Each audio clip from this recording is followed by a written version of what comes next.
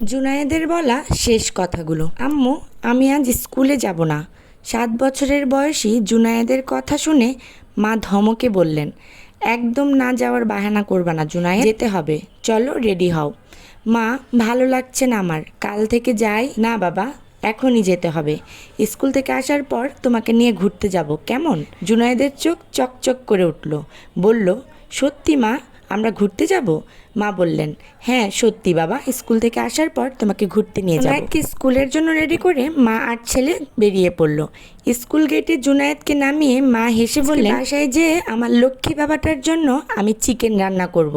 আর school থেকে তোমাকে নিয়ে যেয়ে সেই চিকেন দিয়ে ভাত খাওয়াবো, তারপর আমরা ঘুরতে চলে যাব। জুনায়েদ খুশি হয়ে তার ক্লাসে চলে গেল।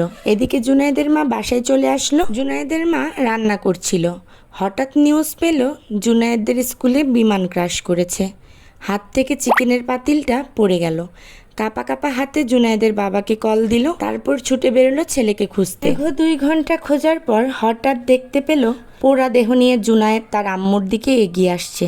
মুহূর্তেই পড়ে গেল মাটিতে। শেষ নিঃশ্বাস ত্যাগ করলো জুনায়েদ। কলিজা কাঁপিয়ে দেওয়ার মতো চিৎকার করে উঠল জুনায়েদের বাবা মা। মা কান্না করতে করতে বললেন, আমার বাজান, আমার বাজান রে। না করেছিল আম্মু, আজ আমি স্কুলে যাব না, আমি জোর করে পাঠিয়েছি। আমার বাজান আজকে বিকেলে ঘুরতে যাওয়ার কথা ছিল আমার সাথে। ও বাজান, চিকেন খাইবা না তুমি? আব্বা আমারে নিঃস্ব করে তুমি কই চলে গেল আব্বা? জুনায়েদের আর বাসায় ফেরাও হলো না, চিকেন খাওয়াও হলো না, তার আম্মুর সাথে ঘুরতে যাওয়া আর হলো না রে।